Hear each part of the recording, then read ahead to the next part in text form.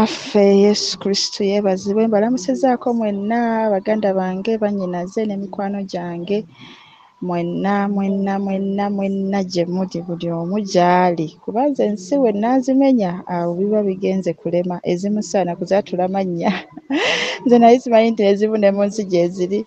Nsooka okutwala okusima kwange eri bonna abambeereddewo mu kaseera kano akabadde akazibu ennyo gye ndi nti nsiimidde ddala wabula nsaba kimu Mukama y'aba abansanyusiza nga nammwe mwansanyusiza, mwenna abansaasidde, abansabira, abanguliddeyo ekyokunywa kulya.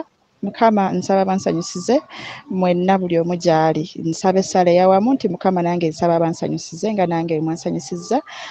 Bubaka bw'Abayisiraamu baganda baffe, bakadde baffe, basenga baffe, bakojja baffe ab'emikwano, siina bwe siyinza kubaagaliza lunaku luno kuba okusiiba nze nkumanyi ku sayidi yange si kwangu. Kale omuntu yenna eyeewaayo n'asiiba ku lwa Katonda nga tewaliwo okubuzaabuzibwa wadde omuntu ovaayo kulimba nti Katonda bali bangi be tusinza, ali omu.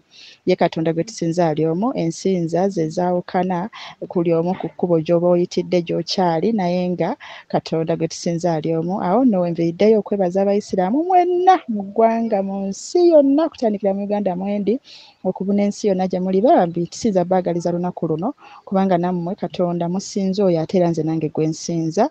Oyo Katonda omu yatutonda ffenna lwakuba ffe ekitwawula ku mmwe nti kiri kimu, munaye ffe twakkiriza Yesu Kristo nti ye mwe tukkiriza nti mwe tuyita otutuuka ku ki ate ku Katonda. Naye olw'okuba nti mu mmwe mwe nava sisobola kukireka bule sigenda kubanga nkyabasabira nammwe mulabe ekitangaala nga nze bwe nakiraba muveeyo munneegatteko eno gye tulina okuyitira okutuuka eri mwe yatutonda. Neyanziza nnyo neyanzeege okumpuliriza n'okungumiikiriza kikulu nnyo si kya buli omu. Basubscribers mwebale, omuntu yenna okuba nga asobola okusubscribe nga kitegeeza aba ayagala by'okola nti buli kyonna ky'oleeta tayagala kimuyiteko. Mbatumiddeko nnyo mwenna aba viewers, abakomentinga, abalayikinga mbaagala.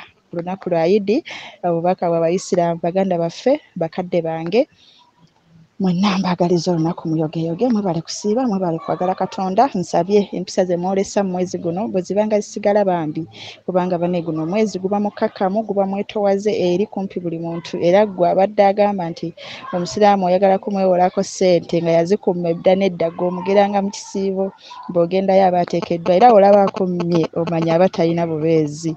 Naye nze nkakasa nti bannange Abayisiraamu singa bwe kiba kiri mwezi guno bwe kisigalanga, Mukama awo nno ffenna tubadde bakubeera mu nsi bannaye nga tuli basanyufu.